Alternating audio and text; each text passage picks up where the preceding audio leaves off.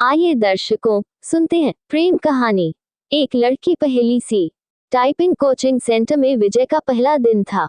वह अपनी सीट पर बैठा टाइप सीखने के लिए नियमावली पुस्तिका पढ़ रहा था। तभी उसकी निगाह अपने केबिन के गेट की तरफ गई। कजरारे नैनों वाली एक सांवली लड़की उसकी केबिन में आ रही थी। लड़की उसकी बगल वाली सीट पर आकर बैठ गई, टाइपराइटर को ठीक किया और टाइप करने में मशगूल हो गई। विजय का मन टाइप करने में नहीं लगा। वह किसी भी हालत में लड़की से बातें करना चाह रहा था। वह टाइपराइटर पर कागज लगाकर बैठ गया और लड़की को देखने लगा। लड़की की अंगुलियां टाइपराइटर के कीबोर्ड पर ऐसे पड़ रही थी जैसे हारमोनियम बजा रही हो। क्या देख रहे हो? थोड़ी देर बाद लड़की गुस्से से बोली, आपको टाइप करते हुए देख रहा हूँ। यहाँ क्या करने आए हो? टाइप सीखने। ऐसे सीखोगे? लड़की के स्वर में तल्खी बरकरार थी। मेरा आज पहला दिन है, इसलिए मेरी समझ में कुछ नहीं आ रहा है। आप टाइप कर रही थी तो मैं देखने लगा कि आपकी अंगुलियां कैसे पड़ती हैं कीबोर्ड पर। आपको टाइप करते देखकर लगा मैं भी सीख जाऊंगा। यदि इसी तरह मुझे ही देखते रहे तो आपकी यह मनोकामना कभी पूरी नहीं होगी। लड़की फिर टाइप करने में जुट गई। विजय भी कीबोर्ड देखकर टाइप करने लगा। टाइप करने में उसका मन नहीं लग रहा था। वे बेचैनी सी महसूस कर रहा था। 10 मिनट बाद ही उसने टाइपराइटर का रिबन फंसा दिया। रिबन तो फंसेगा ही जब ध्यान कहीं और होगा। लड़की उसके टाइपराइटर को थोड़ा अपनी ओर खींचकर रिबन ठीक करने लगी। इसी बीच रिबन नीचे गिर गया। वह उसे उठाने के लिए झुकी तो उसके गले से चुन्नी गिर गई। रिबन उठाने के लिए विजय भी झुका था। उसकी निगाह अकस्मात ही लड़की के उरोजों पर चली गई। वह सकपका गया। लो, ठीक हो गया, लड़की ने कहा तो उसकी चेतना लौटी। लड़की फिर टाइप करने में लग गई, लेकिन विजय का मन टाइप में नहीं लगा। वह लड़की से बात करने की ताक में ही लगा रहा। मन नहीं लग रहा है। अचानक लड़की ने उससे पूछा तो बांछें खिल गईं। लगता है कि सीख भी नहीं पाऊंगा। आसार तो कुछ ऐसे ही दिखते हैं। आपका नाम? विजय ने बात को बढ़ाने के लिए सवाल कर दिया। सरिता। अच्छा नाम है, लेकिन मुझे इस नाम से नफरत है। क्यों? कोई एक कारण हो तो बताएं। ये कहते हुए सरिता अपनी सीट से उठी और पस कंधे पर टांगते हुए केबिन से बाहर निकल गई। विजय उसे जाते हुए देखता रहा। उसके जाने के बाद उसने टाइपराइटर पर डाली। टाइपराइटर उसे उदास लगा और दुनिया बदल गई। इसी दिन से विजय हवा में उड़ने लगा। रातों को छत पर घूमने लगा, तारे गिनता और उनसे बातें करता। चांदनी रात में बैठकर कविताएं लिखता। गर्मी की धूप उसे गुनगुनी लगने लगी। दुनिया गुलाबी हो गई तो जिंदगी गुलाब का फूल। आंखों से नींद गायब हो गई। वह ख्यालों ही ख्यालों में पैदल ही कई कई किलोमीटर घूम आता। अपनी इस स्थिति के बारे में उसने अपने एक दोस्त को बताया तो उसने कहा, गुरु तुम्हें प्यार हो गया है। दोस्त की बात सुनकर उसे अच्छा लगा। अगले दिन विजय ने सरिता से कहा कि आप पर एक कविता लिखी है, चाहता हूं कि आप इसे पढ़ें। ये भी खूब रही। जान न पहचान, तू मेरा मेहमान। कितना जानते हैं आप मुझे? जो भी जानता हूं उसी आधार पर लिखा हूं। सरिता उसकी लिखी कविता पढ़ने लगी। सरिता। कल कल करके बहने वाली जलधारा, लोगों की प्यास बुझाती, किसानों के खेतों को सींचती। राह में आती है बहुत बाधा, फिर भी मिलती है सागर से। उसके प्रेम में सागर साहिल पर पटकता है सिर। उनके प्रेम की प्रगाढ़ता का प्रमाण, पूर्णमासी की रात में उठने वाला ज्वार भाटा। सरिता है तो सागर है। सरिता के बिना रेगिस्तान हो जाएगा सागर। सागर के प्रेम में सरिता लांघती है पहाड़ पठार और मानव निर्मित बाधाओं को। कविता के नीचे उसने विजय की जगह सागर लिखा था। सरिता ने उसे देखा और कागज विजय की तरफ बढ़ा दिया। विजय ने कहा कि मैं चाहता हूं कि आप इसे टाइप कर दें। इसे छपने के लिए भेजना है। सरिता कुछ नहीं बोली, कागज को सामने रखकर टाइप करने लगी। विजय उसे देखता रहा। इस बात का आभास सरिता को भी था कि विजय उसे ही देख रहा है, लेकिन उसने कोई विरोध करने के बजाय पूछा कि आप कवि हैं? बनने की कोशिश कर रहा हूँ। कवि भगोड़े होते हैं, सरिता ने उसकी ओर देखते हुए कहा। उसकी इस टिप्पणी से विजय सकपका गया। कवि अपने सुख के लिए कविता रचता है। रचते समय वह कविता के बारे में सोचता है।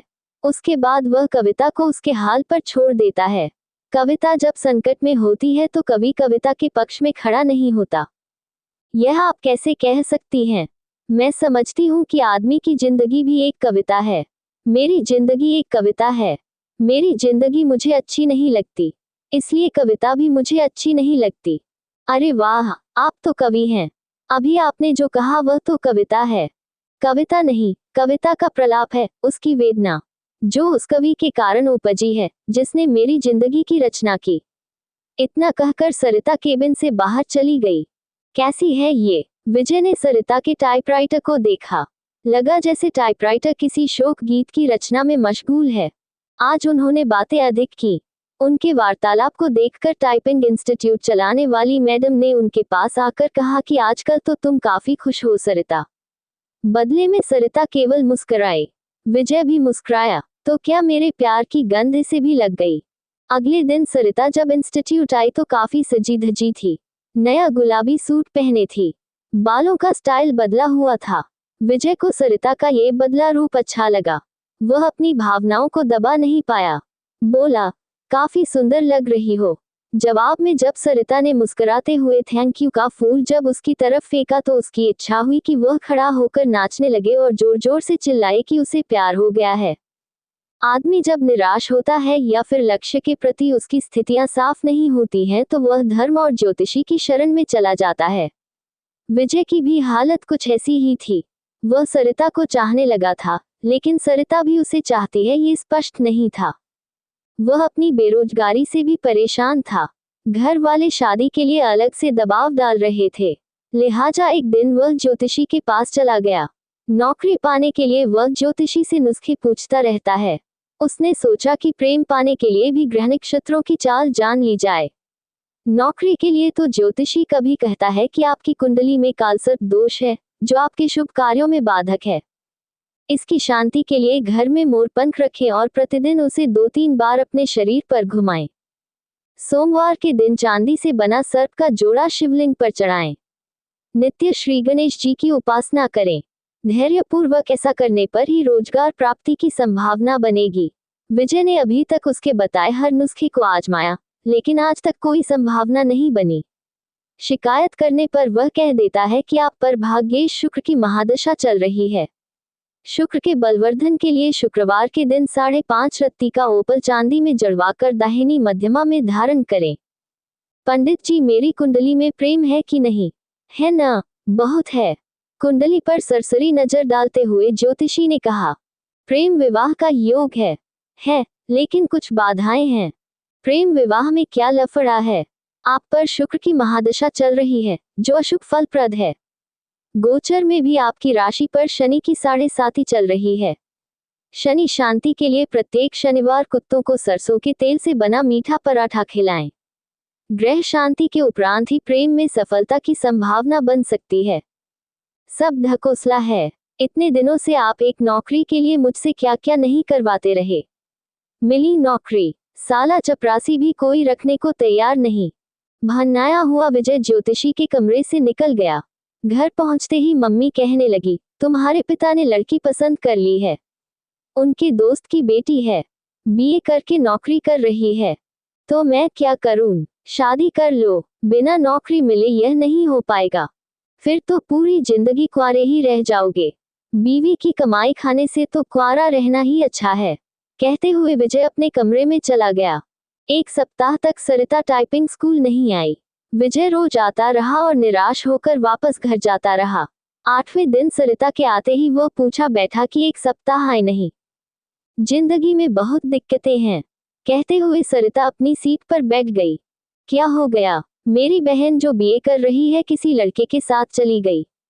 दोनों बिना शादी के ही एक साथ रह रहे हैं।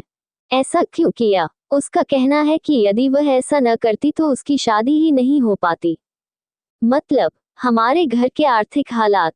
इतना कहकर सरिता चुप हो गई। मुझे नहीं लगता कि आपकी बहन ने गलत किया है। आज की युवा पीढ़ी विद्रोही हो गई है। वह परंपराओं को तोड़कर नई नैतिकता गढ़ रही है। समय के साथ सब ठीक हो जाएगा। पर माँ तो नहीं समझती। हाँ, उनके लिए समझना थोड़ा मुश्किल है, लेकिन आजकल सब चलता है। हमारा समाज बदल रहा है। बिना शादी के एक साथ रहना पश्चिमी परंपरा है, लेकिन अब ऐसा हमारे यहाँ भी होने लगा है। हाँ, बैठकर सपनों के राजकुमार का इंतजार करने से तो बेहतर ही है न कि जो हाथ थाम ले उसके साथ चल दिया जाए।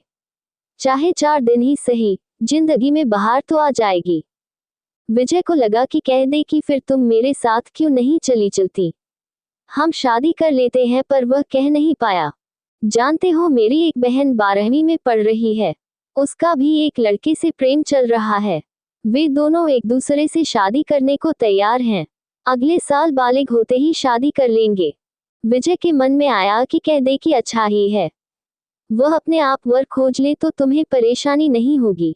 वैसे भी 5,000 रुपए की नौकरी में तुम कौन सा राजकुमार उन्हें दे दोगी। अच्छा है कि वह अपने अपने प्रेमियों के साथ भाग जाएं। बातों बातों में एक दिन सरिता ने उसे बताया था कि उसके पिता की मौत हो चुकी है और वह 3 बहन हैं। उसका कोई भाई नहीं है। बहनों में वही सबसे बड़ी है। वह एक ऑफिस में काम करती है और उसे 5,000 रुपए मासिक वेतन मिलता है। दूसरी जगह काम पाने के लिए टाइपिंग सीख रही है। विजय को अपने एक दोस्त के साथ घटी ऐसी ही घटना की याद आ गई।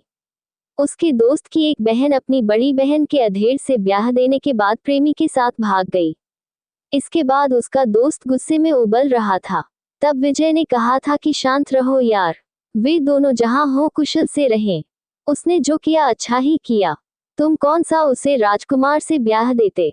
आखिरकार जिंदगी उसकी है, जीना उसे है, इसलिए निर्णय भी उसे ही लेना चाहिए। दोस्त के बड़े भाई ने भी विजय की बात का समर्थन किया था, लेकिन थोड़ा दार्शनिक अंदाज में कहा था कि होनी को यही मंजूर था। मैं भी सोचती हूँ कि एक बहन ने जो किया ठीक ही है, दूसरी जो करेगी वह भी अच्छा ही है। जीवन यदि संघर्ष है तो करो। प्रेमी से पति बना व्यक्ति भी धोखा दे सकता है। जीवन नरक बन सकता है और माता पिता का खोजा राजकुमार भी यही करता है। लेकिन माँ नहीं मानती, सोचती बहुत है और तबीयत खराब कर लेती हैं। पुराने जमाने की है न। हद तो ये हो गई कि वह मुझसे कहने लगी है कि तू भी किसी के साथ भाग जा। मैं उन्हें इस हाल में छोड़कर किसके साथ। रो पड़ी सरिता। विजय की समझ में नहीं आया कि वह क्या कहे और क्या करे। स्थिति को सरिता समझ गई तो खुद पर काबू किया और फिर से टाइप करने लगी। 10 मिनट बाद सरिता उठी और बिना बोले ही चली गई। विजय की इच्छा हुई कि वह उसके पीछे पीछे चला जाए, लेकिन वह बैठा रहा और उसे जाते देखता रहा। आसमान में काले बादल घिर आए थे। इस कारण परिवेश में अंधेरा पसर गया था। रह रहकर आसमान में बिजली चमकती और बादल गरजते।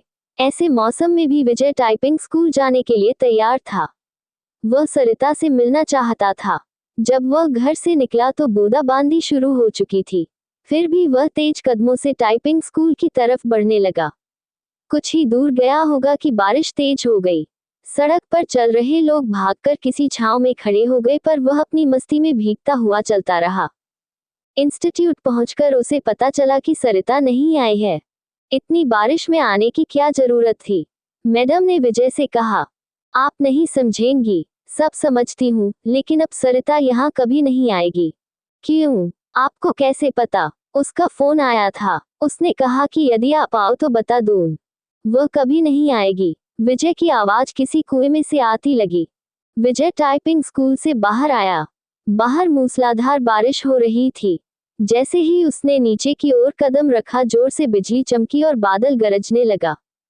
विजय संज्ञा शून्य सा भीगता हुआ घर की तरफ चल पड़ा। उसने सोचा कि वह सरिता के घर जाएगा, लेकिन उसके घर का पता तो मैडम दे सकती हैं। ये सोचकर वापस पलटा, लेकिन तब तक टाइपिंग स्कूल बंद हो चुका था। भीगते हुए घर पहुंचा, तब तक उसका शरीर बुखार से तपने लगा। लगभग 15 दिन वह चारपाई पर पड़ा रहा। जब कुछ ठीक हुआ तो 20वें दिन टाइपिंग स्कूल पहुंचा। मैडम नहीं मिली। ये सिलसिला 15 दिनों तक चला। 16वें दिन उसे मैडम मिली। उसे देखते ही बोल पड़ी कि काफी कमजोर हो गए हो। उस दिन बारिश में भीगा तो बीमार हो गया। विजय ने मैडम से सरिता के घर का पता मांगा तो उसने एक कागज पर लिखा और विजय को थमा दिया। मैडम को धन्यवाद बोलकर विजय चल पड़ा। वह आज ही सरिता से मिलना चाहता था। जब वह मैडम के दिए पते पर पहुंचा तो वहां ताला लगा था। पड़ोसियों से पूछने पर पता चला कि सरिता यहीं रहती थी, लेकिन अब मकान बेचकर चली गई है। कई लोगों से पूछने के बाद भी विजय को उसका नया पता नहीं मिला। निराश होकर वह घर लौट आया। सरिता के इस व्यवहार से उसे काफी धक्का लगा। उसे कुछ समझ नहीं आ रहा था कि सरिता ने ऐसा क्यों किया। वह सरिता की याद में कविताएं लिखने लगा। एक दिन उसने एक सपना देखा और उसके भावों को कविता के रूप में कागज पर लिखा। सरिता, जो निकली अपने उद्गम स्थल से, सागर की चाह में चली द्रुतगति से। सामने आ गया पहाड़, टकराने के बाद बदल लिया अपना मार्ग। मार्ग था लंबा, पहाड़ों की श्रृंखला थी, पठार और पथरीली जमीन भी। आदमी भी खड़ा था फावड़ा लिए, बांध बनाने को तत्पर, खेत सींचने के लिए, चाहिए उसे पानी पीने के लिए भी, बिजली भी तो चाहिए, घर रोशन करने के लिए, कारखाने चलाने के लिए, कारखानों के कचरे को बहाने के लिए भी चाहिए उसे नदी। प्रकृति से लड़ते नहीं थकी वह, बहती रही अविरल, दिल में सागर से मिलने की चाह लिए। भारी पड़ा प्यार अवरोधों पर, पहुंच गई वह साहिल पर, लेकिन मानव ने बना बांध, रोक दी उसकी धारा। कारखानों की गंदगी उड़ेल, सड़ा दिया उसकी आत्मा को। अपने आंसुओं से धोती रह वह अपना बदन, निर्मलता से मिलना चाहती थी सागर से। विकास उन्मादी मानव ने रौंद दिया उसकी आत्मा को, जिंदा लाश हो गई वह। उसके लिए तड़पता है सागर, साहिल पर पटकता है अपने सिर को। उसने तो दम तोड़ दिया मानव के विकास में। सागर भेजता है बादलों को, उसे पुनर्जीवित करने के लिए। वह जानता है बेवफा नहीं है वह, सच्चा है उसका प्यार। कैद है वह मानव के विकास में। बरसते हैं बादल, उफनती है नदी, मानव को दिखाती है अपना विकराल रूप। मिलते ही प्यार की ताकत, तबाह कर देना चाहती है वह मानव सृष्टि को। बदला लेना उसकी प्रकृति नहीं। भागती है तेज गति से सागर की ओर, बाहें फैलाए स्वागत करता है सागर। बताना चाहती है अपने कष्टों को वह, लेकिन कुछ भी नहीं जानना चाहता सागर। जानता है वह मानव स्वभाव को, उसका भी तो पाला पड़ा है इस स्वार्थी प्राणी से। विजय की इस कविता को पत्रिका में छपे 1 माह से अधिक हो गया है, लेकिन उसके पास इस बार भी अब तक सरिता का कोई पत्र या फोन नहीं आया है। उसे उम्मीद है कि एक न एक दिन सरिता उससे संपर्क जरूर करेगी। जब से वह कविता प्रकाशित हुई है तब से वह फोन की प्रत्येक घंटी पर चौंक जाता है। यही नहीं, हर रोज पोस्टमैन का बेसब्री से इंतजार करता है, और जब उसके आने का समय खत्म हो जाता है तो वह उदासी के समुद्र में डूब जाता है। दर्शकों, यदि आपको मेरा ये प्रयास और मेरा यह वीडियो पसंद आया हो, तो मुझे इसी तरह की वीडियो बनाने के लिए प्रेरित और मोटिवेट करने के लिए मेरे इस वीडियो को लाइक करें, शेयर करें और कमेंट करें, और साथ ही साथ इसी तरह की अन्य वीडियोज के लिए मेरे चैनल को सब्सक्राइब करें और लेटेस्ट वीडियोज की अपडेट जल्द से जल्द पाने के लिए घंटे के बटन को जरूर दबा दें, ताकि लेटेस्ट वीडियोज की अपडेट आपको जल्द से जल्द मिल सके। दर्शकों, फिर मिलेंगे इसी तरह की लेटेस्ट वीडियोज के साथ।